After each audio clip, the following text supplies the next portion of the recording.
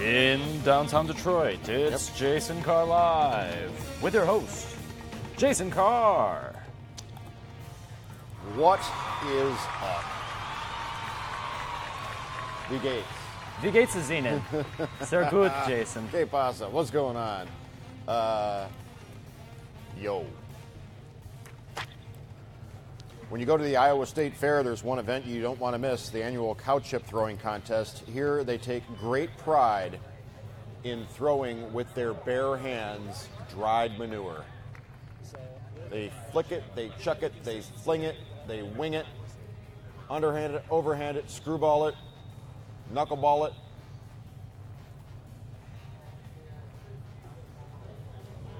That's a thing. That's Mark a thing.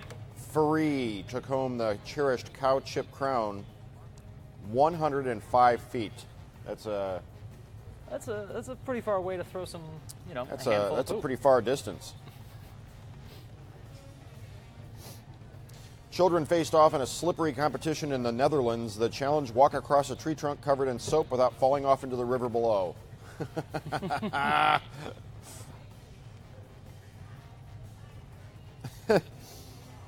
Each round gets harder and harder as more soap is slathered onto the tree trunk.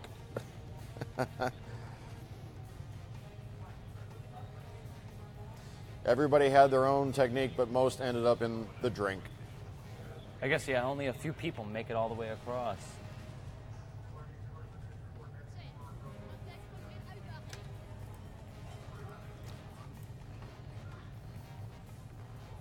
That could be Port Huron. It really could. It looks a lot like that, yeah. The reason I mention that is because the last time I went sailing underneath the Blue Water Bridge, there were kids underneath the Blue Water Bridge, and by kids I mean teens and younger, jumping off the pilings into the water, which seemed highly suspect and dangerous. So there were more, if I recall correctly, it wasn't the Port Huron side; it was the Sarnia side. It just seemed really reckless. Well, the kids in Sarnia, let me tell you, those reckless hellions over there. John Steckroth, 2017. Don't attribute that to me. Rich and compelling. Now this.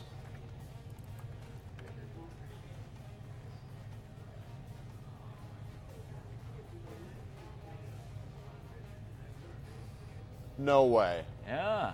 If you're looking for a lantern that you can hang in your backyard, one that'll slowly decompose, you could probably What spend is a the few hours point doing of that. all the time spent on something like this? I really don't know. It's again one of those types of pieces of art that it's going to decompose. It can't stick around forever, but it's certainly rich and compelling. Now, Hey, we've actually heard from Linda Geronimo. she's from Port Huron. Yeah, that's her neighborhood. Yeah, tell us about the kids in Sarnia. Yeah, Linda Gizmodo Geronimo. What's the deal with the kids on the Sarnia side underneath the Blue Water Bridge jumping off the pilings into the water? Hey, now take a look at this.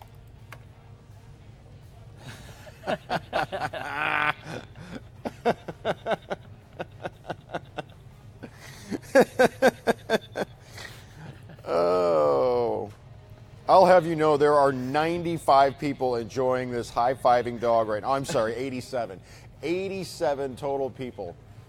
Why is it that some days we have 500 and some days we have none? It makes no sense. I would imagine with all the rain and weather that maybe people would be on their phone, but maybe not.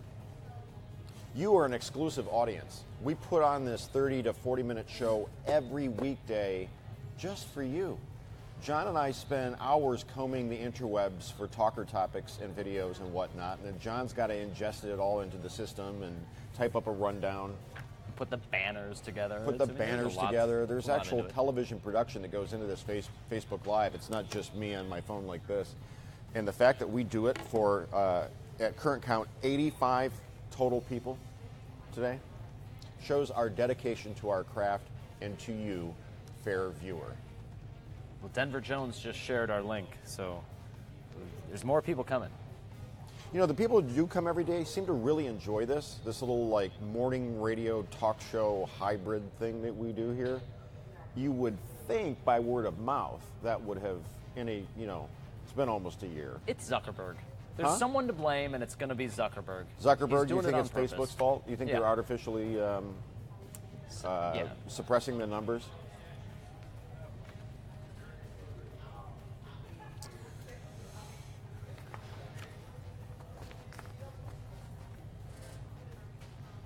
Eight-year-old Martin Richard was the youngest victim of the Boston Marathon bombing, and yesterday the city took a big step forward ensuring he won't be forgotten.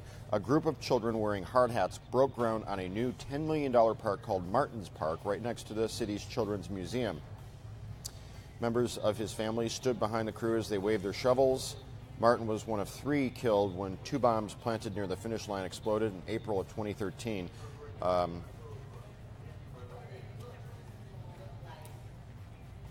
The mayor of Boston said the park will reflect the boy's beautiful soul and legacy. So, some important and some good news there out of Boston. We saw a watermelon lantern. Now let's talk about a watermelon, or a lantern dance, I should say. 1,000 women with lanterns on their heads performed a dance based on folklore last night in southwestern Japan. What's the legend here? I don't know. Look at this. It's so strange.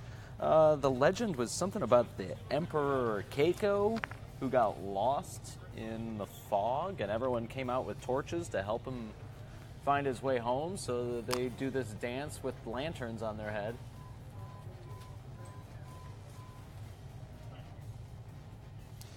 Hey, Vicky Voakis Ruomanap has joined us. Ellie says they rigged Facebook, babe. Yeah. Babe. Cheryl Goodrow says, or Goodrow says, you guys are the best. Thank you. Helen says she thinks people are sleeping. Holly says it's because it's happy news and not. Is there anything shamelessly, cynically exploitative that any sort of live cam on a police chase, or do we have anything at the ready that we could bring up? Right now? No. Nothing. No. There's no hard news going on, no breaking news. Well, I do have a camera in the courtroom in Ray Township where this preliminary hearing is going to be continuing today, day 2 of Stephen McAfee murder trial. Mm-hmm. Well, there's that. We'll probably have that on the Midday Live coming up at 12:27. But yes, as Holly correctly points out, unless there's some sort of crazy breaking news, this is the best or the worst, as it were, of the interwebs. Rob Maloney's still not impressed over there in the corner.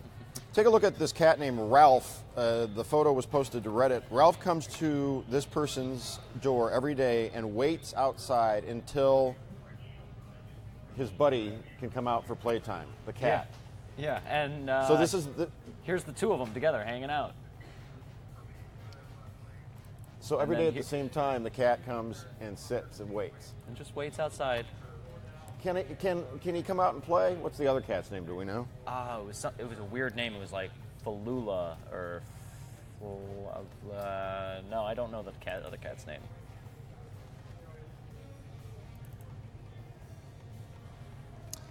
A wild river otter captured on film, the first spotted in Japan since 1979, could be an extinct species. The University of Ryukyuka today released the footage. The 4-second appearance was captured in February by camera set up on Shishimi Island to monitor wildcats.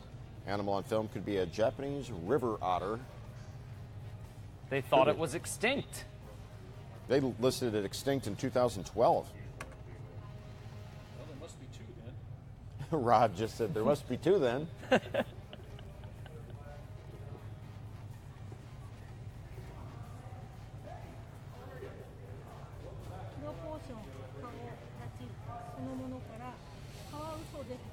Rich and compelling part 2. What do you have, John? Oh, I have this.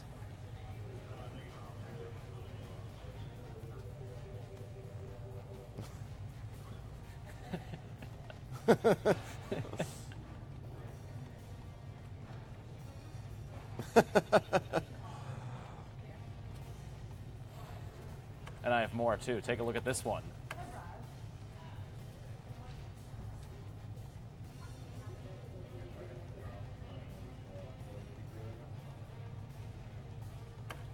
Is that a candle? Yeah, it was a candle.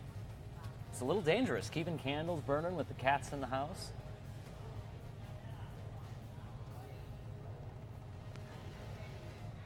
Interesting.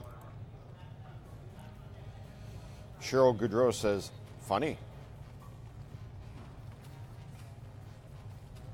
Sheila wants to hear your best joke, John. My best joke? Oh, my best one? Give me a second. Let me think about that, because I saw one earlier. Ooh, I've got one. Yeah. Okay, so what do you call a chameleon that can't change colors anymore? What? A reptile dysfunction.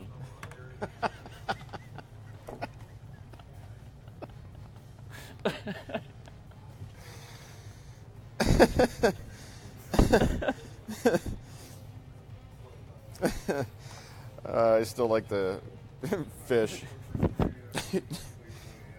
Just for old time's sake, the fish joke. So two fish are in a tank, and one says to the other, "You man the guns, and I'll drive." Oh. A whopping audience of 59 people, Steckroth. Yep. Should we plow on and just get to the end of this rundown and call it? Maybe. Actor Daniel Craig has made it official. He's sticking around for one more performance as the man with the license to kill. Yes, Agent 007, James Bond. Bond. James Bond. You expect me to talk? Spectre was released in fall of 2015. At that time, he said he'd rather break a glass and slash his wrist than return to the role, which took him almost a year to film his third outing as Bond.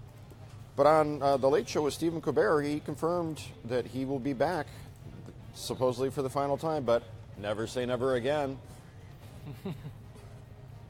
Craig blamed his earlier comments on fatigue. He's going to make something like $30 million for this.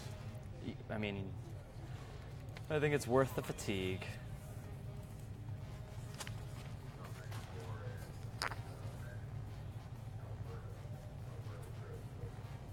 I've never worked on a movie set, but I mean, do you get to keep the suits? You know, all the Generally, cool whenever watches? I've heard about an actor keeping an item from the set, it's always like either they lifted it or it was with permission. Yeah. I don't hear a lot about.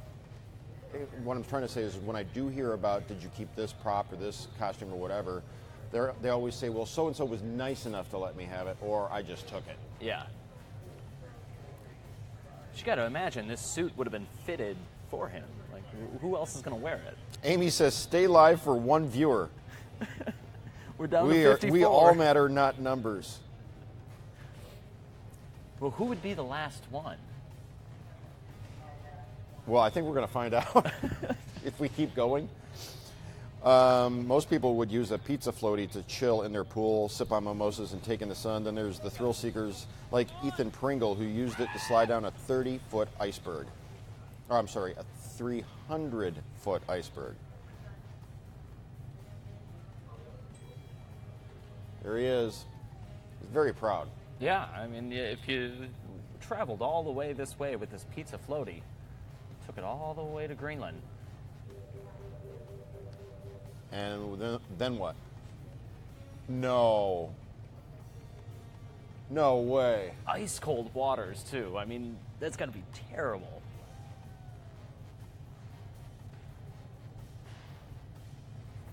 Wow. That's amazing.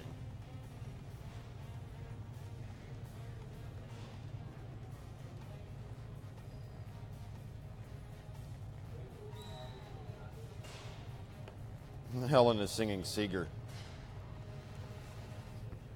There's Hoda. Good morning, Nadine.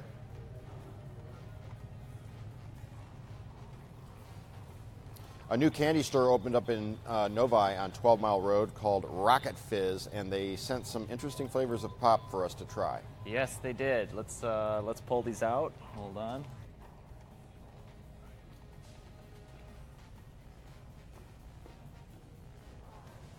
Do we have props? Tammy, where are you going? What do we have here? Butter soda? Bacon soda. Where's your cup? Huh? But where's yours? But you're sitting back down. Yeah, I guess I'll just come over there. You're right. Let's widen this out. We'll you want leave to the try station butter soda unmanned. or bacon soda? I think I'll pass. Okay. Got extra cups. But thank you. Do you have a bottle opener? I don't have a bottle I don't. opener. Yep, I didn't plan ahead. Dave, you got a bottle opener? No? We need a bottle opener. Do you know where one is?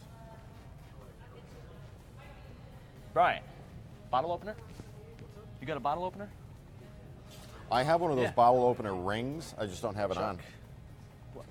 Oh my God. Tammy's going to get us one. Okay, well then we'll wait. Yeah, I tried 2 of these last night. One of them was marshmallow flavored, and it was terrible. And the other one was like a banana nut flavor, and that was also terrible. But bacon with maple, I think this one could be okay. The butter one I know isn't going to be any good. And there's a barf flavored one in the Oh, fridge, God. which I thought, you know what, let's not even bother with that. But we'll.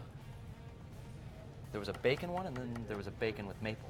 So I thought the maple one is probably going to be a little bit better. Interesting. Let's go back to our top story in the interim, cow chip throwing. That's our top story.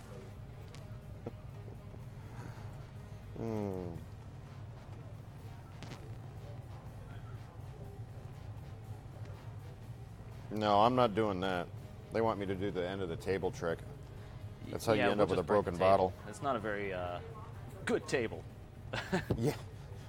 This is this table right here is not exactly a heavy piece of furniture. Robert says the only thing that he learned in college was opening bottles with no opener. Angela says we tried them when we were in Florida. They were nasty. When you go to the Iowa State Fair, there's one event you don't want to miss, the annual cow chip throwing contest. Mark Faree took home the cow chip crown this year, throwing it 105 feet. Thank you, Rachel to the rescue. Vicky Vowakas Ruamanep from her farm says, I have a lot of cow chips you can throw. How do you think that trend started? Bored, nothing to do. Iowa. Okay, Butter one. that's All good. right. That's Yep, good. Yep. Yeah. We don't need much of this one. Does it smell like butter? No? Yeah, it kind of does. You think so?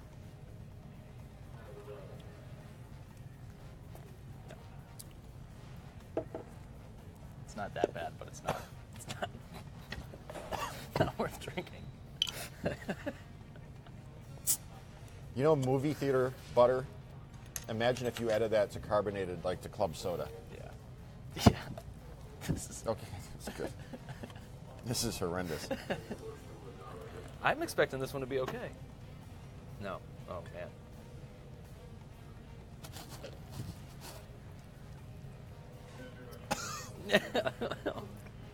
That just tastes like maple syrup. All right. So in Novi, Rocket Fizz on 12 Mile.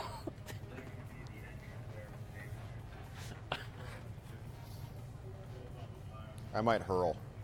That's terrible.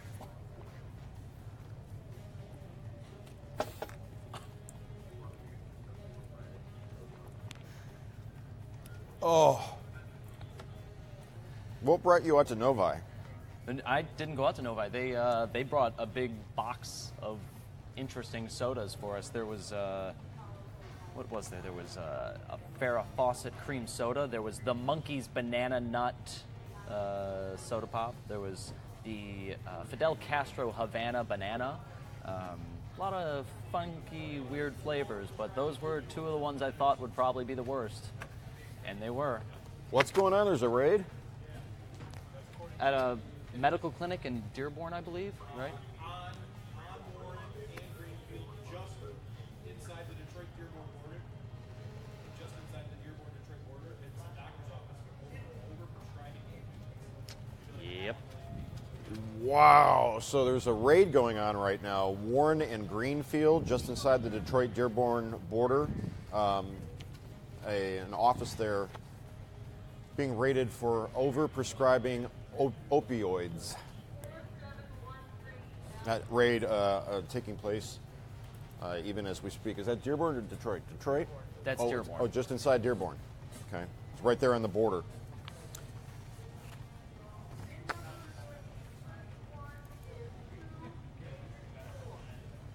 Ah. It's horrible. It really is. Oh,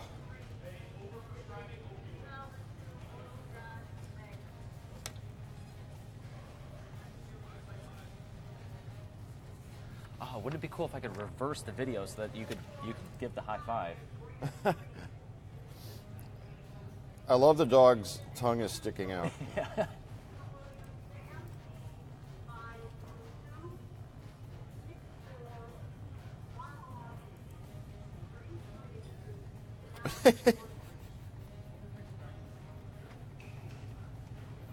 Yeah, how was that lamb poutine last night? Can you show it? Let me pull it up, yeah. What is this? No. No.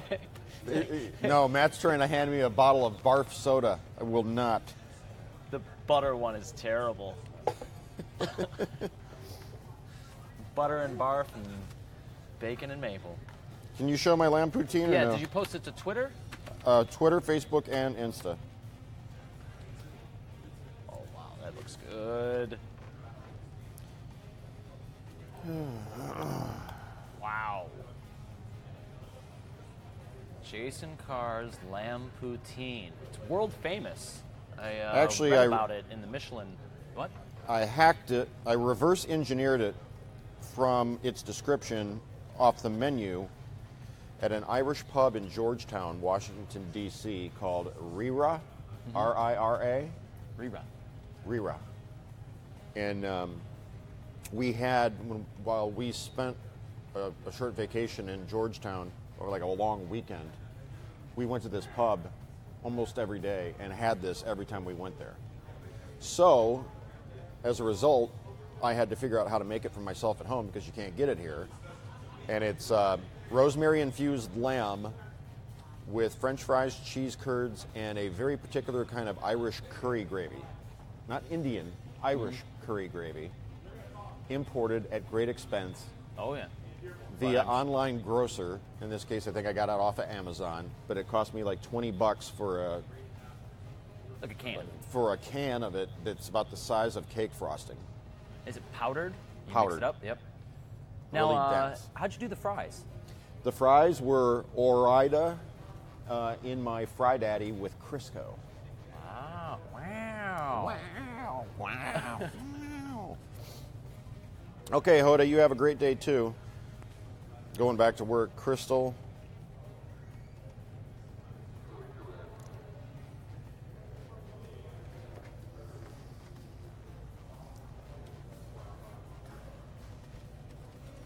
How good does that look?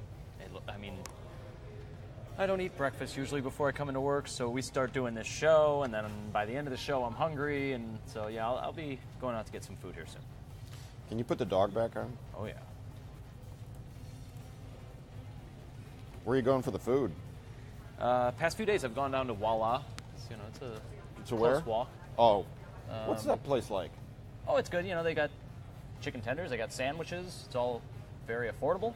There's a lot of people around here who can go into the press room so often, right across the street, and it's twice the price of everything down at Voila. So it seems like a small, independently owned. Woman who works there is really great. I call. They always they know me by name now. Oh yeah. Oh yeah. Now, but looking at this poutine, I'm thinking, man, I gotta get over to Green Dot Stables, but that's not exactly like a carry-out, take back to work type of thing. I haven't been over to Green Dot Stables for a minute. They've got great poutine, but yeah, it's kind of Probably not as good as mine, but Well, probably.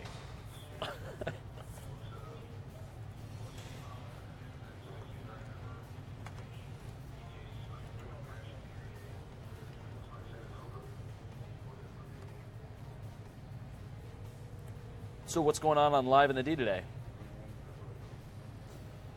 well, for starters, we are going to make some sort of funky mushrooms that they brought back from Eastern Market Tuesday. They look like aliens, these mushrooms. What was that? Maybe it was just on my side. Well, that's neat. You? What's going on the rest of your day? Well, there's rain falling from the sky, precipitation. So there's going to be a lot of weather stuff to do. I'm going to be putting together, getting the radar streaming. We've got this Ray Township preliminary hearing, but a lot of weather. There might be. I saw a chance of like maybe tornadoes hitting too. So Depends on how much sunshine we get. You get the convection going in the atmosphere. Mm-hmm. Yeah, I think one of my headphones touched the microphone and Really? it was the noise. Yeah. This is a really horrendous version of this dog that I'm drawing.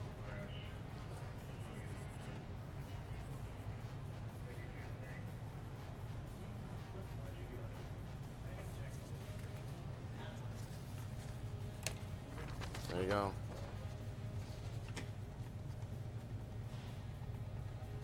Oh, it looks perfect. It's just like him. Can you do the iris? Yep.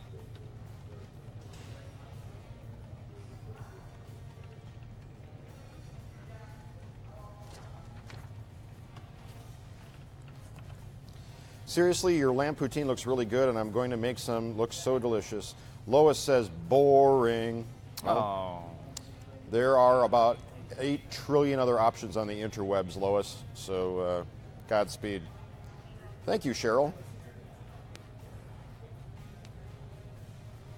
Live in the D coming up in 16 minutes. Leah says, Jason's drawing the dog.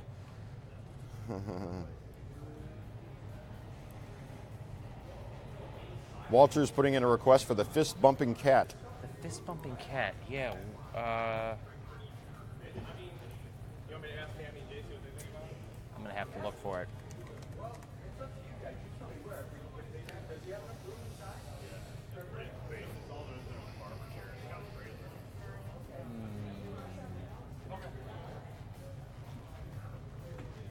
I don't know if that video was actually called Rich and Compelling or if we titled it something else, but take a look at this one. How about this one? Yeah, that's pretty great.